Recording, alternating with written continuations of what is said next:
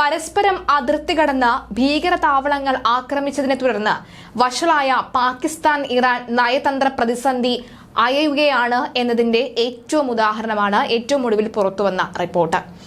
സംഘർഷം ഉടലെടുത്തതോടെ പുറത്താക്കിയ ഇരു രാജ്യങ്ങളുടെയും സ്ഥാനപതിമാർ വെള്ളിയാഴ്ചയോടെ തസ്ഥാനത്ത് തിരിച്ച് എത്തുകയാണ്. ആക്രമണത്തിനുള്ള പ്രതിഷേധം അറിയിക്കാൻ സ്ഥാനപതിമാരെ തിരിച്ചു വിളിച്ച തീരുമാനം പിൻവലിക്കാൻ ഇരു രാജ്യവും തീരുമാനിച്ചതോടെയാണ് ഇത്. ഇറാൻ വിദേശകാര്യമന്ത്രി ഹുസൈൻ അമീർ അബ്ദുല്ലഹിയാൻ ഈ മാസം 29-ന് പാകിസ്ഥാൻ സന്ദർശിക്കുന്നുമുണ്ട്. കൂടുതൽ ഏറ്റുമുട്ടലിലേക്ക് പോകാതെ പ്രശ്നം പരിഹരിക്കുന്ന കാര്യം ഇരു രാജ്യത്തെയും വിദേശകാര്യമന്ത്രിമാർ ഫോണിലൂടെ ചർച്ച ചെയ്തിരുന്നു. ജെയ്ഷെ അൽ ആദിൽ എന്ന ഭീകര സംഘടനയുടെ ബലൂചിസ്ഥാനിലെ താവളം ജനുവരി 16-നാണ് ഇറാൻ ആക്രമിച്ചത്. ഇതിന് തിരിച്ചടിയായാണ് അടുത്ത ദിവസം തന്നെ ഇറാനിലെ സിസ്റ്റർ ബലൂചിസ്ഥാനിൽ പാകിസ്ഥാൻ ആക്രമണം നടത്തിയത്. ഇതാണ് നയതന്ത്ര ബന്ധം വഷളാക്കാൻ കാരണമായത്. അതേസമയം പാകിസ്ഥാനെ ഇനി ശരിയായ ദിശയിലേക്ക് തിരിച്ചുകൊണ്ടുവരിക പ്രയാസമാണെന്ന് PMLN പാർട്ടി തലവൻ നവാസ് ഷരീഫ് പറഞ്ഞു. ഫെബ്രുവരി 8-ന് നടക്കാനിരിക്കുന്ന പാർലമെന്റ് തെരഞ്ഞെടുപ്പിന് മുന്നോടിയായി ഖൈബറിൽ നടന്ന പ്രചാരണ യോഗത്തിൽ പ്രസംഗിക്കുകയായിരുന്നു നവാസ്. ഇവിടെയാണ് അദ്ദേഹം മത്സരിക്കുന്നത്. പാകിസ്ഥാൻ വളരെ പിന്നാക്കം പോയെന്നും മുൻനിർമ്മിക്കേണ്ടതുണ്ട് എന്നും അദ്ദേഹം വ്യക്തമാക്കി.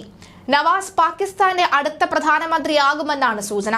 താൻ മുമ്പ് പ്രധാനമന്ത്രിയായിരുന്നപ്പോൾ ഉണ്ടാക്കിയ സാമ്പത്തിക സാമൂഹിക പുരോഗതി അദ്ദേഹം ഓർമ്മപ്പെടുത്തി.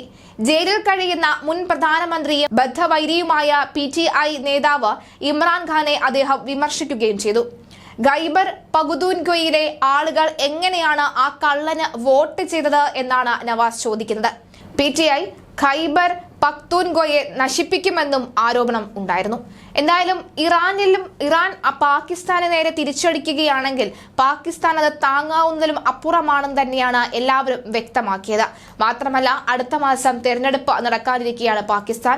അതുകൊണ്ട് തന്നെ ഒരു യുദ്ധമുഖത്തേക്ക് തയ്യാറെടുക്കാൻ, യുദ്ധമുഖത്തേക്ക് പോയാൽ ഉണ്ടാകുന്ന ഏറ്റവും ഭീകരമായ അവസ്ഥയിലേക്ക് പാകിസ്ഥാൻ നീങ്ങുമെന്ന് തന്നെയാണ് വ്യക്തമാകുന്നത്. മാത്രവുമല്ല പാകിസ്ഥാന്റെ സാമ്പത്തിക സ്ഥിതി നട്ടലൊടിഞ്ഞിരിക്കുന്ന ഒരു അവസ്ഥ, ഒരു യുദ്ധമുഖത്തേക്ക് ചെന്ന് കയറാൻ പോലും ഭയപ്പെടുന്ന ഒരു സ്ഥിതിയിലേക്ക് കാര്യങ്ങൾ നീങ്ങുന്നു. അതുകൊണ്ട് തന്നെയാണ് ഇറാനും പാകിസ്ഥാനും തമ്മിലുള്ള നയതന്ത്ര വിഷയങ്ങൾ അധികം വഷളാക്കാതെ തന്നെ അതിനു മുൻപേ തന്നെ കൃത്യമായുള്ള ഇടപെടൽ നടത്താനായി തീരുമാനിച്ചത്. അതിന് തന്നെയാണ് ഈ കാര്യങ്ങൾ മുന്നോട്ട് പോകുന്നതും. എന്തായാലും ഇറാനും പാകിസ്ഥാനും എന്താണോ നിശ്ചയിച്ചിരിക്കുന്നത് അതിലേക്ക് കാര്യങ്ങൾ നീങ്ങുന്നു. അതായത് ഒരു വഴക്കില്ലാതെ, ഒരു യുദ്ധമില്ലാതെ പിൻവാങ്ങുന്നു. പാകിസ്ഥാൻ മുട്ടുമടക്കി ഇറാനോട് അപേക്ഷിച്ചു എന്ന് തന്നെ നമുക്ക് വേണമെങ്കിൽ പറയാം. എന്തായാലും ഇറാൻ ഒന്ന് അറിഞ്ഞിറങ്ങുകയാണെങ്കിൽ അതിന്റെ ആയുധ ശേഖരം ഒക്കെ തന്നെ കണ്ട് പാകിസ്ഥാൻ ഒന്ന് ഭയന്നു എന്ന് വേണമെങ്കിൽ പറയാം. എന്തായാലും വീണ്ടും 29-ഓടുകൂടി വെള്ളിയാഴ്ചയോടുകൂടി വീണ്ടും നയതന്ത്ര ബന്ധം പുനഃസ്ഥാപിക്കുകയാണ് എന്ന് വ്യക്തമാവുകയാണ്.